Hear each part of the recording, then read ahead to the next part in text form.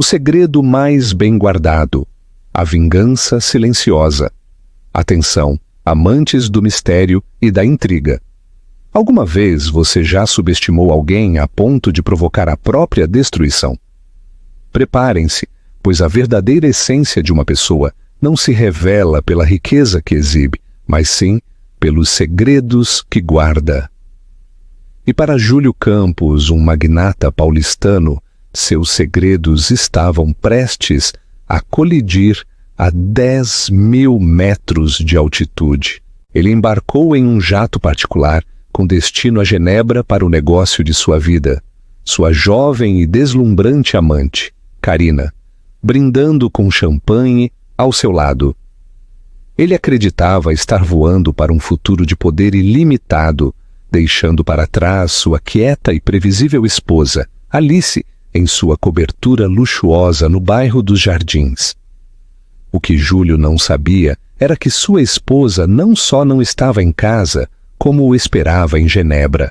E não era apenas uma esposa, era a investidora secreta que estava prestes a decidir seu destino. A cobertura no bairro dos Jardins estava em silêncio, mas não em paz. Era o silêncio denso e opressivo das coisas não ditas. Uma quietude que zumbia com o brilho fluorescente do skyline paulistano. Júlio Campos contemplava as janelas do chão ao teto com um copo de exclusivo Macallan de 25 anos na mão, o líquido âmbar prendendo as luzes da capital. Era um homem forjado pela ambição. Seu reflexo mostrava um terno impecável, um rosto ainda atraente, mas endurecido pela pressão constante da guerra financeira. Sua empresa, Campos Dinâmica, um império logístico antes dominante, estava sangrando. Era uma hemorragia lenta e interna, que ninguém de fora conseguia ver, mas Júlio sentia todos os dias no pulso frenético de seu pulso. Esta viagem a Genebra era tudo, não era apenas um acordo, era um salva-vidas. Você realmente precisa embalar tanta coisa, Alice? Disse ele sem se virar. Sua voz, que costumava ser tão imponente nas salas de reunião, era cortante e impaciente em sua própria casa. Do outro lado do espaçoso living, Alice Campos, antes Alice Ribeiro de Almeida, parou, com as mãos apoiadas em uma mala de couro simples e elegante. Era a mulher com quem se casara há 12 anos, a esposa perfeita, recatada, inteligente e, o mais importante, de uma família cujo nome abria portas que suas táticas disruptivas não conseguiam. Era, ele pensava, o último símbolo de status, um que convenientemente se integrou ao fundo de sua vida. Sua aparência era de uma simplicidade cuidadosamente escolhida. Cachemir clássico, pérolas discretas, cabelos sempre impecavelmente arrumados. Naquela noite, ela parecia cansada, mas seus olhos, da cor de um mar de inverno, estavam claros e observadores. É um baile de caridade, Júlio, respondeu ela com a voz suave. Minha irmã está organizando, requer algumas trocas de roupa. O baile! Zombou ele, balançando o uísque. Enquanto você estará bebendo champanhe morno e discutindo itens de leilão, eu estarei salvando esta empresa. Nossa empresa! Os dedos de Alice se apertaram no puxador da mala. Estou muito ciente da importância da sua reunião, Júlio. Você mencionou. Mencionou? Finalmente ela se virou, seu rosto uma máscara de estresse incrédulo. Alice, isto não é apenas uma reunião. Isto é a vanguarda capital. Isto é R. de Almeida. Você tem alguma ideia de quem são? Um consórcio de investimento notoriamente privado, creio. Muito pouco se sabe sobre o diretor deles, disse ela com calma, recitando os fatos que havia lido. Muito pouco se sabe. Júlio, um som áspero e seco. Eles são um fantasma de R$1 trilhão. E finalmente aceitaram um encontro cara a cara. Sua injeção de capital não só nos manterá à tona, nos tornará intocáveis. Estou correndo atrás deles há 2 anos. 2 anos! E você está arrumando a mala para uma festa. Ele viu um brilho em seus olhos, mas o confundiu com dor. Na verdade, era pena. Desejo-lhe sucesso, Júlio. De verdade. Não preciso de desejos, Alice. Preciso de foco. É por isso, disse ele, caminhando em direção à sua própria elegante mala de alumínio Rimowa, que pegarei o Gulfstream amanhã de manhã. Preciso estar lúcido, sem voos comerciais, sem distrações. É certo, disse ela. Eu sairei para Salvador na mesma hora. Vou pedir ao Tomás para me levar ao aeroporto de Guarulhos. Bem, ele terminou sua bebida com um gole agressivo, o gelo tilintando bruscamente. Passou por ela, evitando deliberadamente o contato visual, e desapareceu em seu home office. A pesada porta se fechou com um clique. Alice permaneceu sozinha no vasto cômodo por um longo momento. A máscara da esposa obediente se dissolveu. Sua postura se endireitou, o cansaço substituído por uma energia fria e aguda. Ela caminhou até a janela que ele acabara de desocupar, olhando para a cidade que era seu tabuleiro de xadrez. Ele estava tão consumido por seu próprio reflexo que nunca viu a jogadora que lhe devolvia o olhar. Ela pegou seu próprio telefone, um dispositivo simples e sem adornos, não aquele que Júlio conhecia. Este continha sua verdadeira vida. Enviou uma única mensagem de texto criptografada para um número salvo, como o Sr. Ortega. A resposta foi instantânea. Ela apagou a troca de mensagens. Olhou novamente para a porta fechada do home office. Ele estava lá, ela sabia, não apenas revisando planilhas. Estava ligando para ela. Dentro do home office, Júlio estava de costas para a porta. Sua voz agora um murmúrio baixo e íntimo. Eu sei. Acabei de escapar. Sim, ela vai para Salvador. Algo sobre caridade. Momento perfeito. É claro que você vem. Você alguma vez duvidou? Arrume o que há de melhor. Quero que você veja Genebra. Uma pausa, e ele sorriu. Um sorriso genuíno e predatório que Alice não via há anos. Não se preocupe com a esposa, Karina, sussurrou. Ela não tem ideia de como o mundo real funciona. Agora, diga-me o que você está vestindo. Lá fora, Alice fechou sua mala. O clique do fecho foi alto e definitivo, como o armar de uma arma. Ela havia arrumado para um baile, sim, mas o baile era em Genebra, e ela era a convidada de honra. A luz da madrugada era de um cinza frio e metálico, banhando a pista estéril e luxuosa do aeroporto de Guarulhos. Júlio Campos, impecável em um terno de viagem escuro de louro piana, saiu de sua Escalade preta e subiu os degraus do Gulfstream horas antes.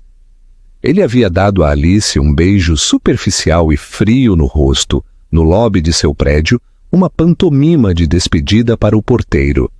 Ele sentiu a familiar e breve pontada de culpa, seguida pela imediata e inebriante onda de liberdade. Ele estava escapando. Bom dia, Sr. Campos, cumprimentou o piloto, um homem chamado Pedro. Decolamos em 15 minutos. A rota para Genebra está liberada. Excelente, Pedro. Temos mais uma passageira, disse Júlio, checando seu relógio Cartier. Como se invocada, um Ferrari vermelho cantou até parar na pista. Uma violação flagrante do protocolo que Júlio achou, naquela ocasião, divertida. A porta se abriu e dela emergiu Karina de Souza. Ela tinha 24 anos, ex-estagiária do departamento de marketing dele, e possuía uma beleza tão vibrante que era quase violenta. Vestia calças de couro brancas, uma blusa transparente e óculos de sol que cobriam metade do rosto, seu cabelo loiro esvoaçando. Era a antítese de Alice, barulhenta, exigente e completamente, descaradamente ambiciosa. Júlio, querido! Gritou ela, correndo até ele e beijando-o com força. Pensei que você iria embora sem mim. O trânsito estava um pesadelo. Nem pensaria nisso, murmurou ele enquanto sua mão deslizava pelas costas dela. Sentiu a familiar pontada de posse, a emoção do proibido. Levá-la naquela viagem era imprudente, mas parecia-lhe um movimento de poder. Era uma celebração do sucesso que estava prestes a garantir. É este, disse ela olhando para o elegante jet. É bonito, é novo. Nos levará até lá, disse Júlio, guiando-a pelos degraus. Dentro da cabine havia um mar de couro cor de creme e nogueira polida. Uma comissária de bordo já estava servindo champanhe. Graças a Deus! Suspirou Carina, afundando-se em um assento. Não vejo a hora de sair de São Paulo. E longe de... Ela fez um gesto vago, desdenhando toda a sua vida doméstica. Para Genebra, disse Júlio, brindando com sua taça. E para a vanguarda, para nós? Corrigiu Carina, aproximando-se. Quando este acordo fechar, Júlio, você tem que me prometer. Nada mais de esconderijos. Estou cansada de ser seu segredo. Eu mereço ser vista. Quando este acordo fechar, disse Júlio, tomando o champanhe, e a altitude já o fazia sentir invencível. Posso fazer tudo, tudo o que eu quiser. Ele viu seu futuro. Uma vida nova e dinâmica com Carina. Sua empresa revitalizada. A velha Alice extirpada cirurgicamente e de forma limpa. Enquanto seu jet taxiava e subia para o céu, virando para o leste sobre o Atlântico, outra partida muito mais discreta ocorria de Guarulhos. Alice Campos, em um tailleur azul marinho simples, mas impecavelmente cortado, estava sentada no conforto discreto e anônimo de uma cabine de primeira classe comercial. Ela tinha seu laptop aberto, mas a tela estava inclinada para longe de seu vizinho de assento. Ela não estava revisando itens de leilão beneficente. Estava analisando os rátios finais de dívida sobre capital da Campos Dinâmica. Seu telefone, o outro telefone, vibrou. Era o Sr. Ortega, seu CEO na Vanguarda Capital. O sujeito está no ar, manifesto confirmado. 2 passageiros, Campos, C. de Souza. O rosto de Alice permaneceu impassível. Carla de Souza. Ela realmente o havia trazido. Havia trazido a estagiária com quem ele vinha dormindo há 8 meses, sobre quem ele pensava que ela nada sabia, para a reunião mais importante de sua vida. A audácia era impressionante. Era tão a cara de Júlio. Ela soubera de Carina durante 6 desses 8 meses. O relatório do investigador particular havia sido clínico, minucioso e dilacerante. Mas o desgosto esfriara rapidamente, solidificando-se em algo mais duro e útil. Resolução. Seu casamento era uma baixa. O legado de sua família? Não. Júlio acreditava que ela já era Alice Campos, a esposa quieta, cujo dinheiro de família era algo passivo e abstrato que mal entendia. Ele não fazia ideia de que seu pai, Arthur Ribeiro de Almeida, não lhe deixara apenas uma fortuna. Ele lhe deixara uma educação. Ele a treinara desde os 16 anos para assumir o verdadeiro negócio da família. Não o trabalho benéfico público da Fundação Ribeiro, mas a entidade silenciosa e poderosa da Vanguarda Capital. R. de Almeida não era um desconhecido, era Alice Ribeiro de Almeida. Júlio vinha tentando freneticamente conseguir uma reunião com a R. de Almeida por 2 anos, aproveitando sua conexão com a família Ribeiro. Sem nunca imaginar que o de Almeida, no nome da firma, era o de sua própria esposa. Ele pensava que o nome de solteira dela era simplesmente Ribeiro. Ela havia mantido cuidadosa e cirurgicamente essa parte de sua identidade separada. "Mais um café, senhora?" perguntou a comissária de bordo.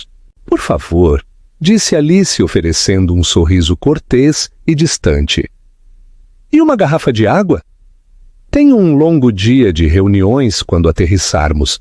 Enquanto Júlio e Carina cochilavam em sua cabine pressurizada, embriagados de champanhe e arrogância, Alice trabalhava. Ela conferiu os ativos que Júlio havia dado como garantia para seus empréstimos de última hora. Viu as propriedades, as carteiras de ações, a arte, e viu. Ele havia dado como garantia a escritura de sua cobertura nos jardins. Não apenas sua metade, a metade dela também. Ele havia falsificado a assinatura dela. Ela fechou o laptop. O zumbido silencioso dos motores do Boeing era o único som. A névoa de sua tristeza havia se dissipado, queimada por uma raiva fria, branca e ardente. Ele não estava apenas tentando salvar sua empresa. Ele estava tentando negociar com seu legado. Ele estava tentando pagar sua amante com o dinheiro de seu pai. A voz do piloto crepitou pelo intercom, anunciando sua descida inicial para Salvador. Foi um voo curto e simples, um senuelo. Ela aterrissaria, cruzaria o terminal, sairia para um carro que a esperava e seria levada não a um baile de caridade, mas à ala de aviação privada do aeroporto de Salvador. Seu próprio jet, um Bombardier Global 700 mais rápido e avançado, registrado em nome de uma Shell Company no Panamá, a esperava. Estaria em Genebra 6 horas antes dele. Estaria descansada, preparada e esperando. Seu conselho já estava reunido. A armadilha estava montada. Tudo o que o rato precisava era chegar até o queijo. Genebra era um retrato de precisão nítida e antiga. O ar do lago era fresco e a cidade operava com o zumbido silencioso e caro de um relógio suíço. O Gulfstream de Júlio pousou no aeroporto de Cointrin com uma suavidade que parecia simbólica. Ele estava em seu elemento, era um conquistador. "Ah, Genebra!" disse Carina, tirando sua máscara de seda para dormir. "É tão limpa." "Júlio, precisamos ir à Rue du Rhône. Preciso de um relógio novo, um Patek Philippe, para comemorar. Primeiro o acordo, meu amor. Depois compramos a rua inteira", disse Júlio, afivelando seus abotoaduras. Sentiu a familiar emoção da casa. Ele tinha. O esquivo AR de Almeida finalmente aceitara uma reunião, o que significava que a parte difícil havia terminado. A reunião era uma formalidade, um aperto de mãos final. A Campus Dinâmica precisava de uma base na logística brasileira, e ele estava entregando isso. Um Mercedes Maybach preto os esperava na pista. Enquanto se acomodavam no opulento couro, o telefone de Júlio vibrou. Era um e-mail do Sr. Ortega, o representante da vanguarda. Sr. Campos, temos o prazer de recebê-lo em Genebra. Suas acomodações estão confirmadas no Four Seasons Hotel, Des Bergues. A reunião está agendada para amanhã às 10h15 na nossa sede. Um carro o buscará às 09h30. Confiamos que sua viagem foi agradável. Atenciosamente, M.R. Ortega, gabinete do diretor. Four Seasons? Suíte presidencial, espero, perguntou Carina, já enviando fotos para seus amigos. Eles estão providenciando, disse Júlio, impressionado. São da velha escola, profissionais. É assim que o dinheiro de verdade se move, Carina. Em silêncio. Ele não notou. Notou a discrepância. Ele não havia dito a Ortega onde ficaria, nem lhes pedira para reservar um quarto.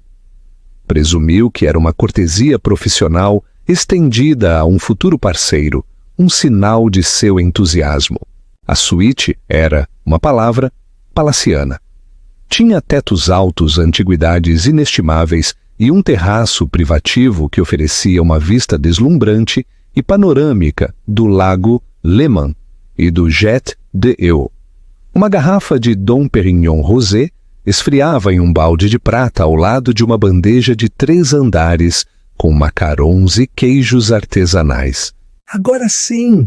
Ronronou Carina, deixando cair seu casaco de pele em uma poltrona Louis XV.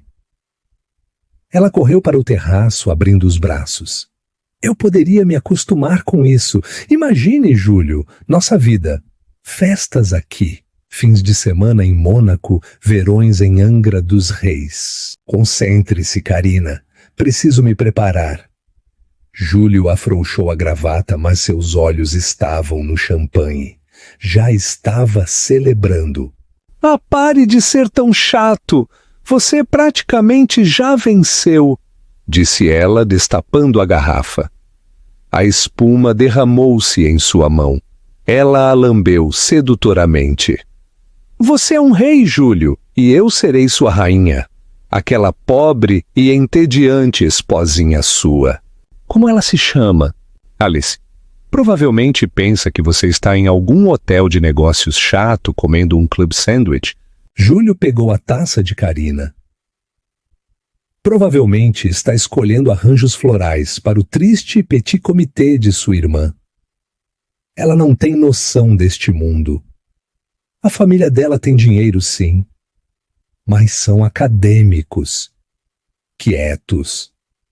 Tudo o que importa é que ela fique no seu lugar. E qual é o meu lugar? Perguntou Carina, abraçando seu pescoço. Aqui mesmo, murmurou ele, beijando-a. Você é minha recompensa. Ele passou as horas seguintes em uma bolha de confiança suprema. Revisou sua proposta, uma apresentação magistral cheia de projeções otimistas e sinergias estratégicas. Praticou suas respostas às perguntas difíceis que imaginava que este personagem de vanguarda lhe faria. Sentia-se astuto, poderoso e viril. Carina pediu uma pequena montanha de room service, tomou um banho de espuma e desfilou pela suíte com nova lingerie que havia comprado para a viagem. Ao cair da tarde, jantaram no Ilargo, o restaurante com estrela Michelin do hotel. Júlio falava em voz alta sobre sua empresa, seus planos, seu sucesso inevitável. Carina pendia de cada palavra sua, seus olhos brilhando com o reflexo do potencial ilimitado de seu cartão de crédito. Eram a imagem perfeita do dinheiro novo, descarado e conquistador. Do outro lado do lago, em uma ala diferente e mais discreta do mesmo hotel, Alice terminava seu próprio jantar. Ela não estava na suíte presidencial. Estava na suíte Almeida, uma residência privada e não listada, reservada para os hóspedes mais poderosos e anônimos do hotel. Hóspedes que, como sua família, eram mecenas há gerações.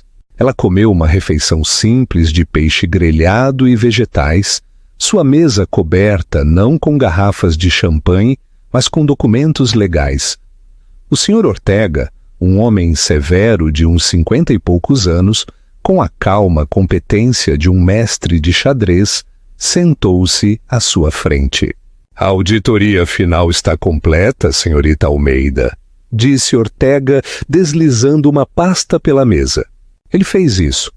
Ele falsificou a assinatura dela no acordo de hipoteca dos jardins.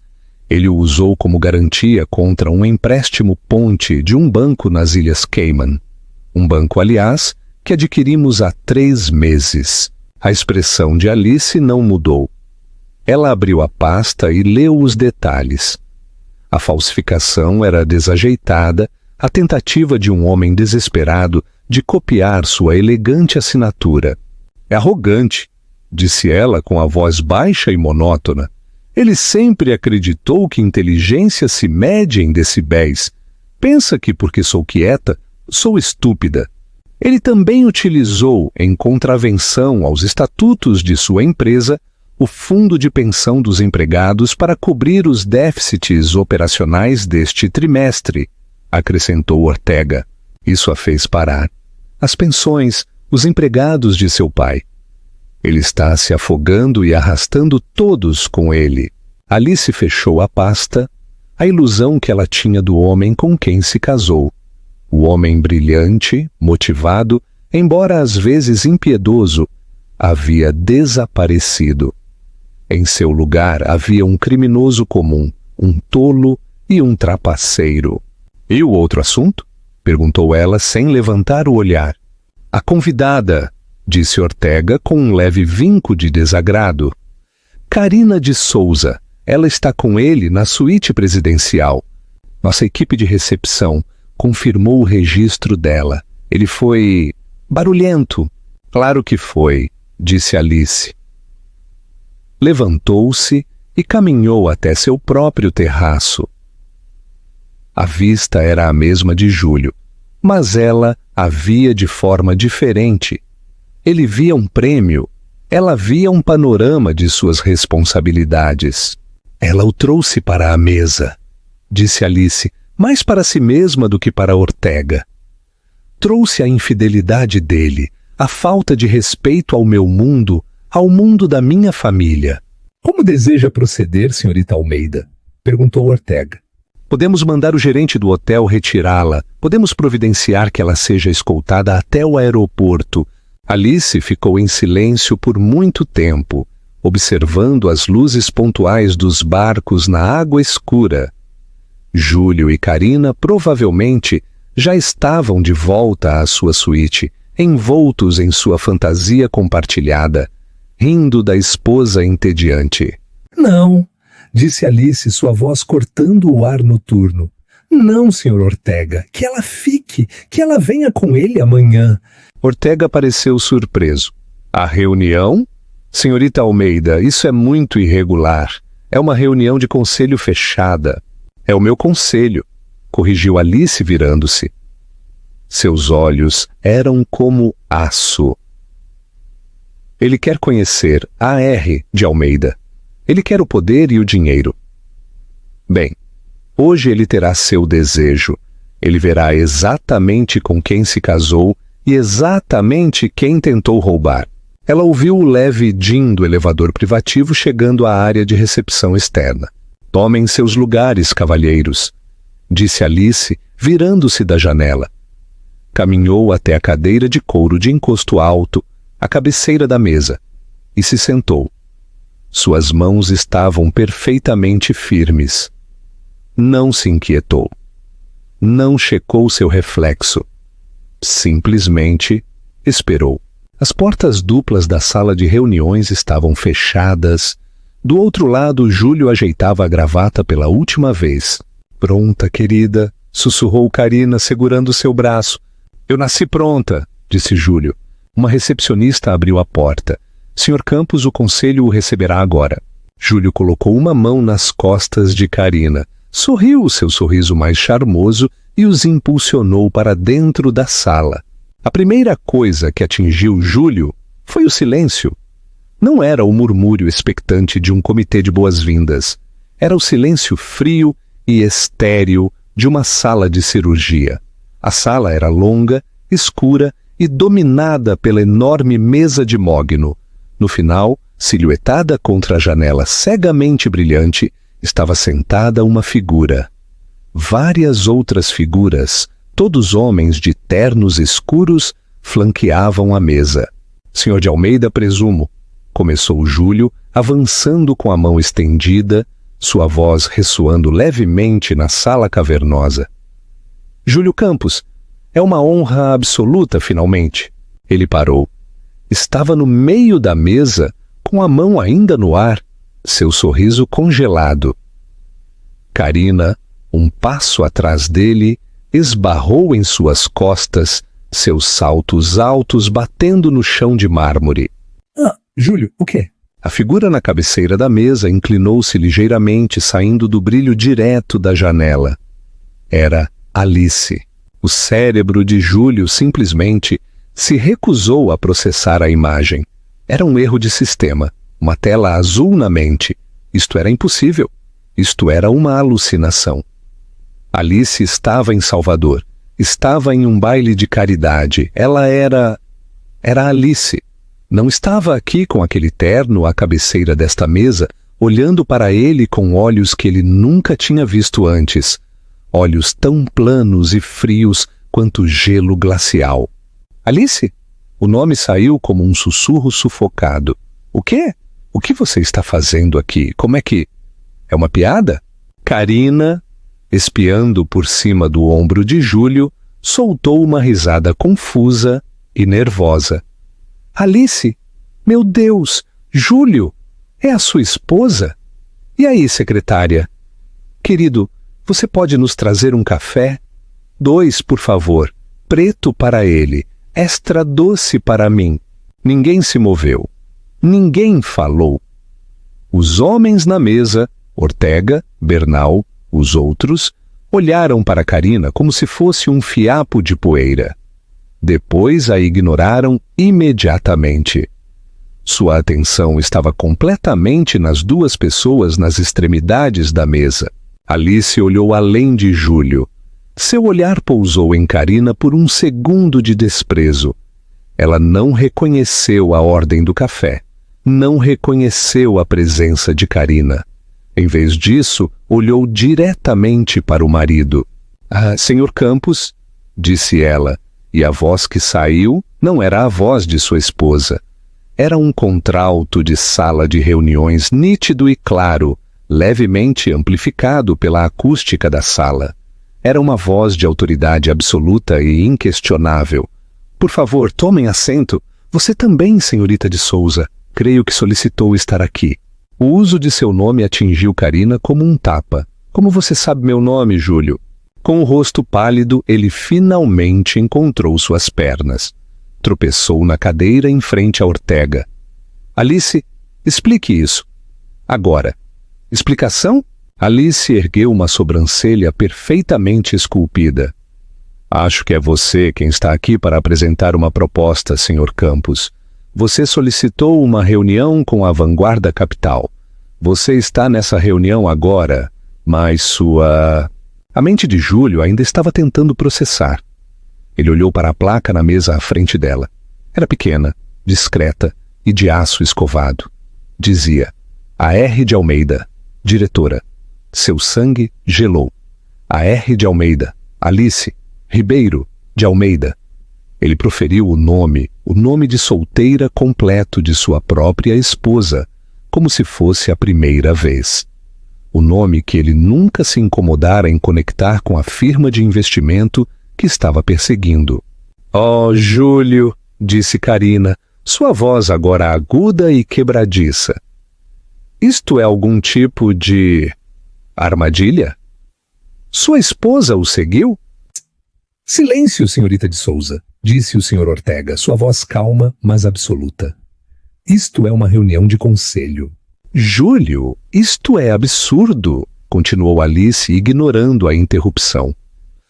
Você veio até aqui, trouxe sua consultora.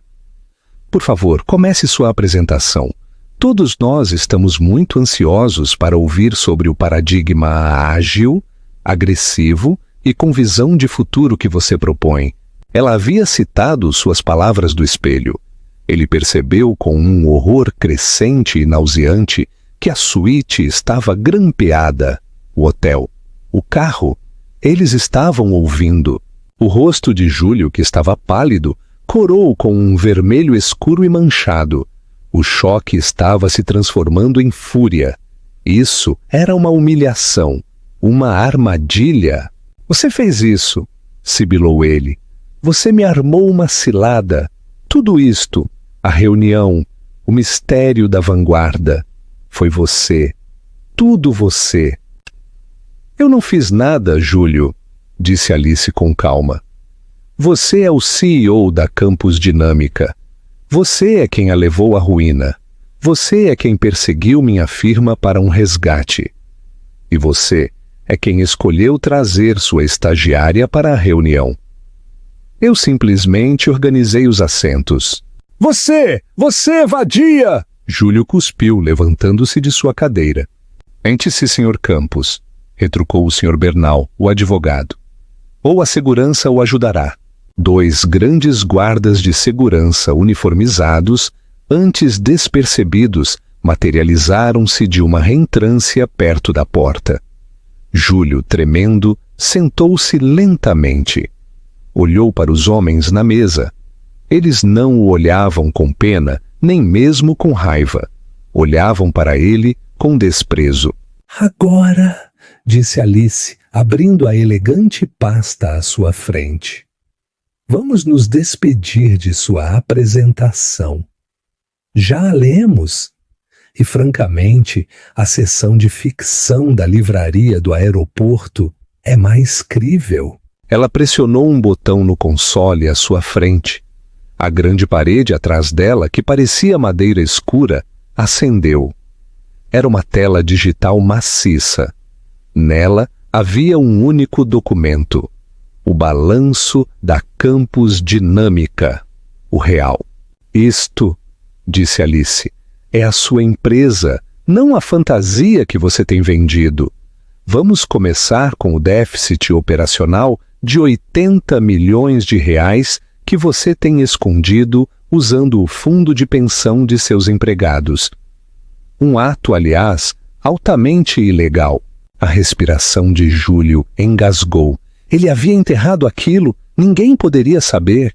Ah, continuou Alice passando para o próximo slide. Poderíamos discutir a série de empréstimos ponte que você obteve, especificamente este, de um pequeno banco boutique nas Ilhas Cayman.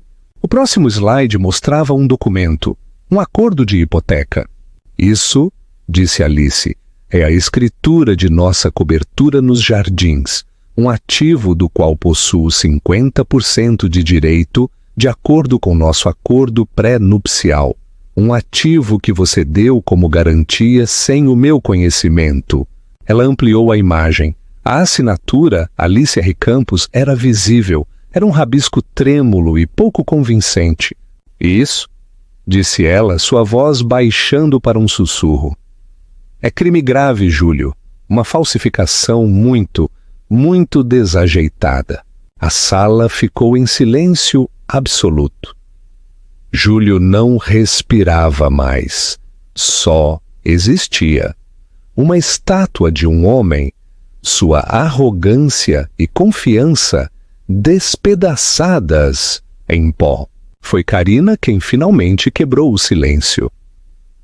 Um acordo pré-nupcial, sussurrou ela com os olhos arregalados de terror, olhando para Júlio.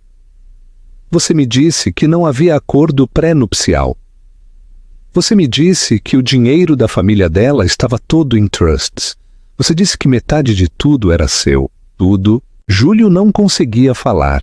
Alice olhou para a jovem horrorizada. Pela primeira vez, um vislumbre de algo. Não pena, mas talvez um cansaço de compreensão. Cruzou seu rosto.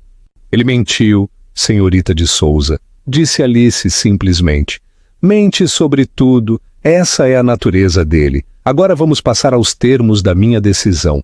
Júlio olhou para a tela, a cópia digital de sua assinatura falsa, os números apontados em alerta vermelho do fundo de pensão.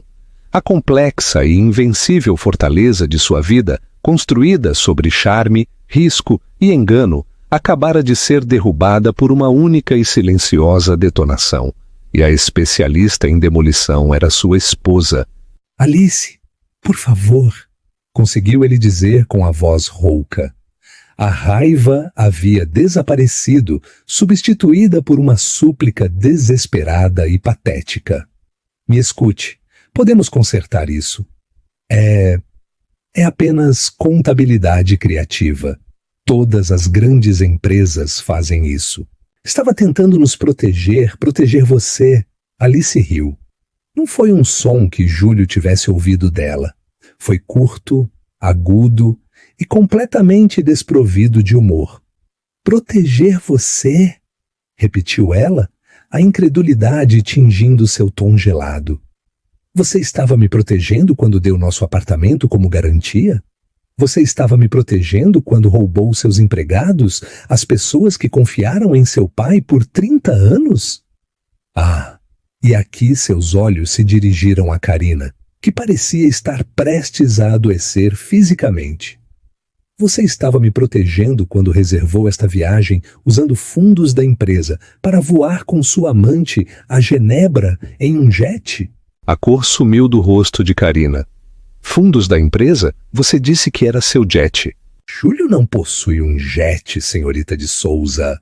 Interveio o senhor Ortega, sua voz pingando desprezo.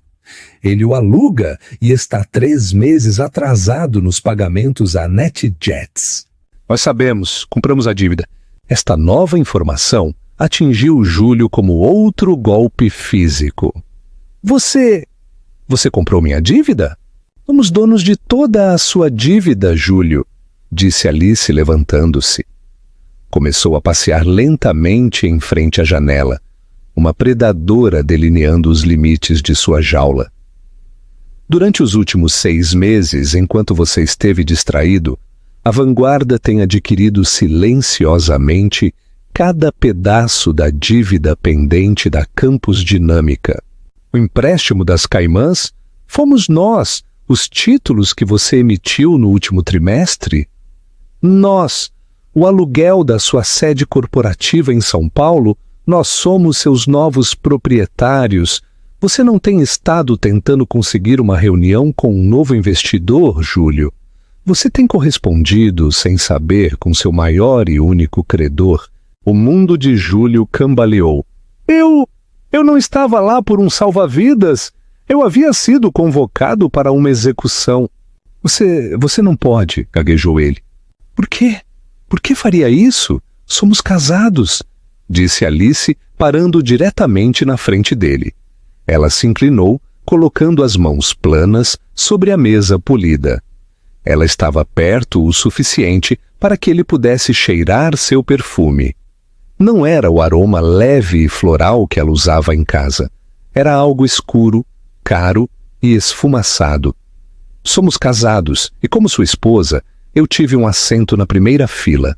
Eu vi você se tornar isto. Este homem oco, arrogante, desdenhoso e descuidado. Você pensou que eu era uma tonta, Júlio. Uma decoração. Pensou que eu era apenas Alice, a mulher que organiza eventos de caridade e escolhe móveis. Ela se virou e caminhou para a sala. Mas meu pai, Arthur Ribeiro de Almeida, não criou uma tola, criou sua sucessora.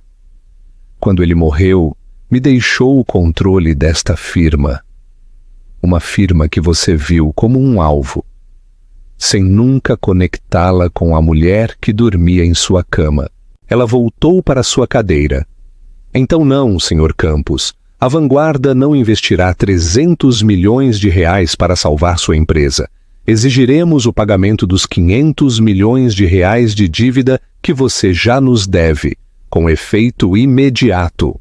Não, Júlio gritou, levantando-se novamente. Você não pode, isso vai me arruinar. Vai acionar todas as outras cláusulas. Estarei arruinado. Você já está arruinado, Júlio, disse Alice categoricamente. Você mesmo fez isso consigo. Mas e você? Ele gritou, agarrando-se a um último prego. Nossos bens, o pré-nupcial, mesmo com o pré-nupcial, você perderá. A imprensa será um escândalo.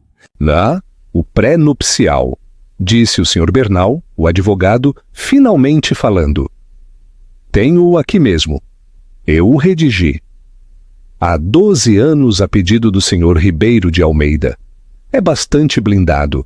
Protege todos os bens da Sra. Almeida, todos os da vanguarda e todas as propriedades herdadas. Mas ele tem razão, Sr. Campos. Seus bens compartilhados normalmente seriam divididos. Júlio assentiu, com uma esperança selvagem e desesperada nos olhos. Sim, está vendo? O apartamento. A arte. No entanto, continuou Bernal, se a senhora tivesse a gentileza de passar para a página 14, seção 8B, A cláusula de infidelidade. O sangue de Júlio gelou. Uma cláusula de infidelidade? Uma cláusula de infidelidade? Gritou Carina, sua voz se partindo. É bem específica, disse Bernal, claramente se divertindo. Ela estabelece que, em caso de infidelidade conjugal comprovada por parte do Sr. Campos, este renuncia a qualquer e todo direito sobre os bens compartilhados, incluindo, mas não se limitando, a imóveis, arte e contas líquidas. Todos os direitos revertem para a senhora Almeida. Comprovada? Júlio cuspiu. Você não pode provar nada. Alice suspirou.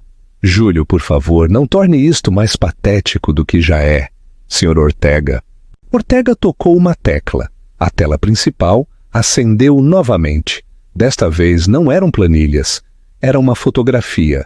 Júlio e Carina, se beijando, em frente a um restaurante nos Jardins.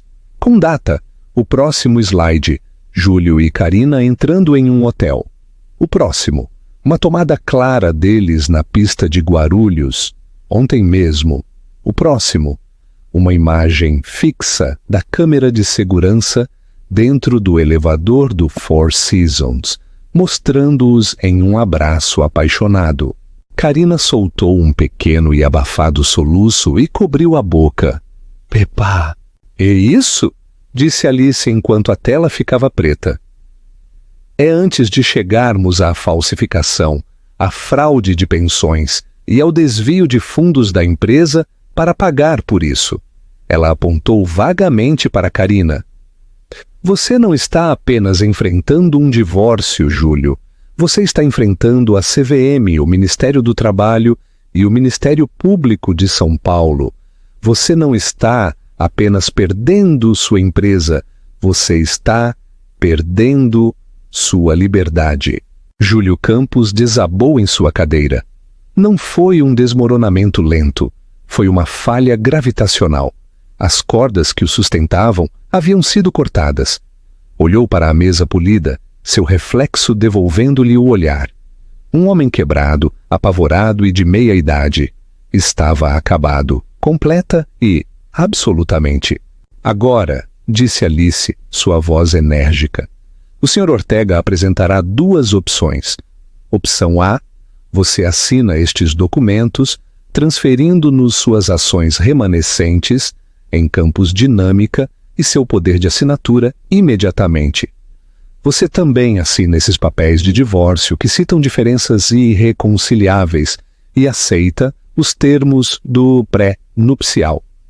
Você sai daqui sem nada, literalmente sem nada, mas, se o fizer, a vanguarda pode optar por reestruturar o fundo de pensão e ressarcir seus empregados. E podemos optar por tratar a falsificação e o desvio como um assunto interno. E a opção B? Sussurrou Júlio, seus lábios mal se movendo. Opção B, disse Alice levantando-se. Você se recusa e eu chamo a polícia. Neste exato momento, a escolha é sua. Você tem 5 minutos. Alice caminhou até a porta, seguida por seu diretor financeiro. Ela parou com a mão na maçaneta. Ah, e Júlio? Ele levantou o olhar, seus olhos vazios e mortos. A suíte presidencial foi reservada na minha conta, assim como seu jet. Todos os seus cartões de crédito foram congelados há 1 hora. Então, não importa como isso termine, você terá que encontrar seu próprio caminho para casa. Ela saiu da sala, deixando-o sozinho com os advogados, os seguranças e a garota que chorava no vestido vermelho. A pesada porta da sala de reuniões fechou-se com um clique e o silêncio que desceu foi mais pesado e sufocante do que antes. Júlio permaneceu sentado, imóvel, olhando para a pilha de documentos que o Sr. Ortega havia empurrado à sua frente. Era toda a sua vida, condensada em 100 páginas de rendição. Carina foi a primeira a se mover. Seus soluços, que haviam sido histéricos, afiaram-se em uma raiva aguda e de pânico. Você! gritou ela, levantando-se e apontando um dedo trêmulo para Júlio. Idiota! Você me arruinou? Você me disse que era poderoso? Você me disse que era rico? Você me jurou que ia deixá-la, que eu seria a nova senhora Campos? Júlio nem olhou para ela. Era uma casca vazia, uma cláusula de infidelidade, fraude de pensões. Carina recuava em direção à porta, os olhos arregalados pela compreensão de que estava amarrada a um navio afundando.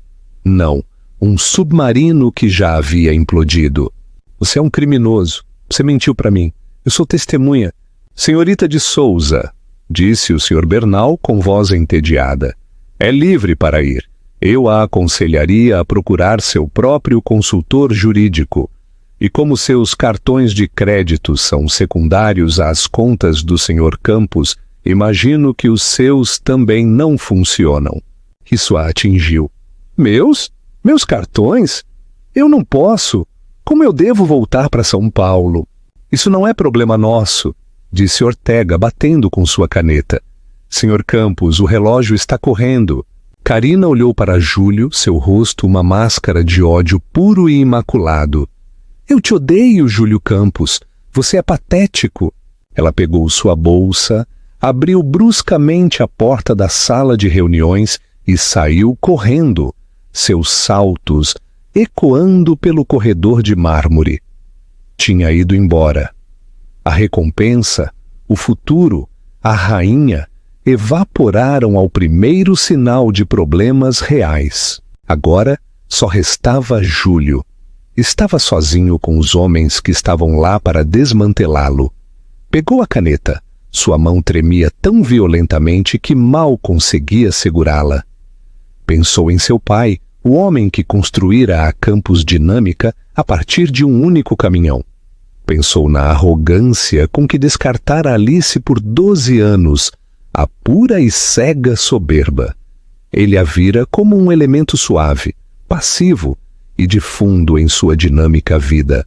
Nunca percebeu que ele era apenas um personagem ruidoso e temporário em sua história.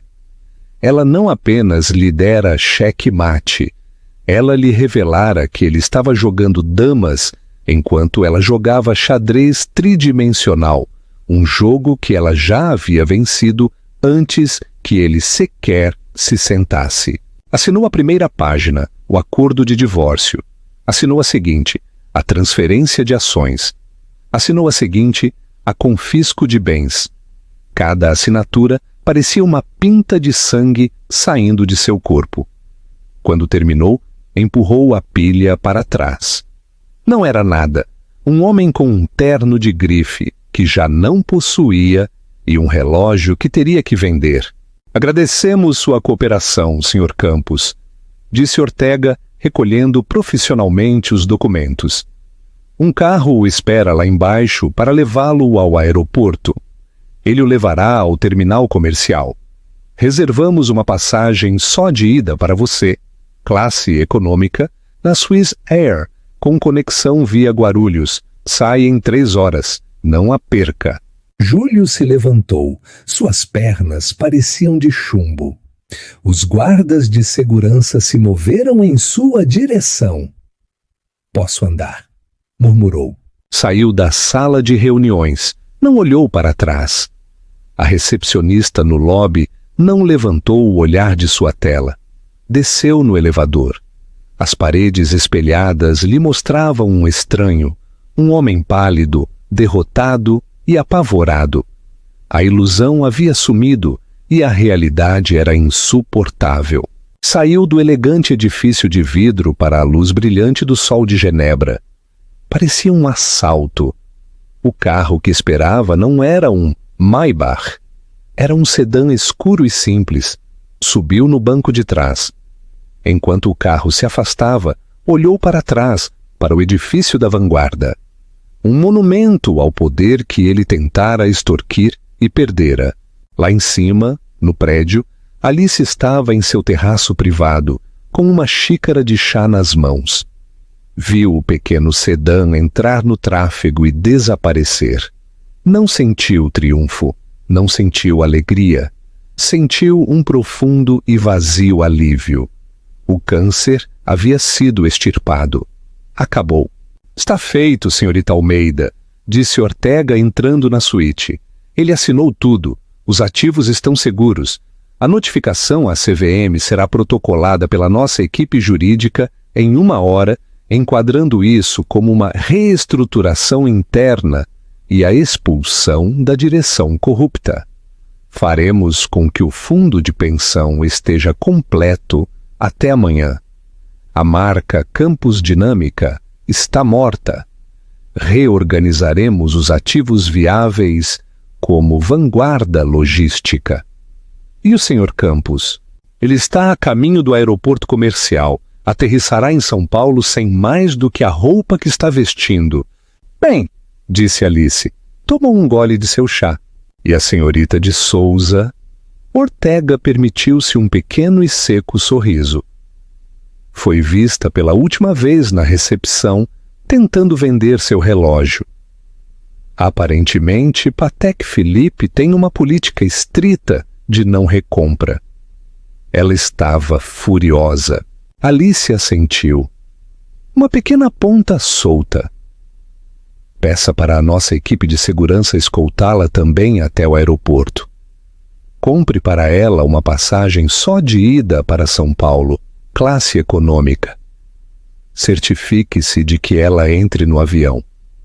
Depois ela não é mais nossa preocupação. Muito bem, senhorita Almeida. Ortega fez uma pausa. E a senhora? Alice olhou para o jet, um spray potente e desafiador de água subindo para o céu. Sentia-se como essa água.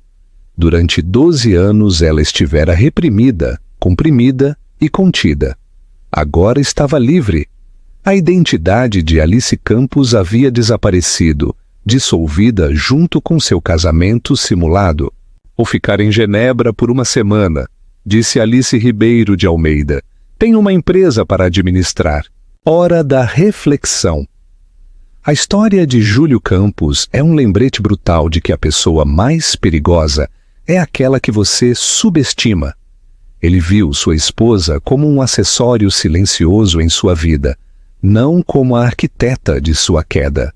Construiu seu império sobre o ego e o engano, esquecendo que o verdadeiro poder, o poder real, não precisa ser barulhento, não precisa se exibir em um jet chamativo ou um vestido vermelho. O poder real é paciente, é inteligente e espera o momento perfeito para atacar.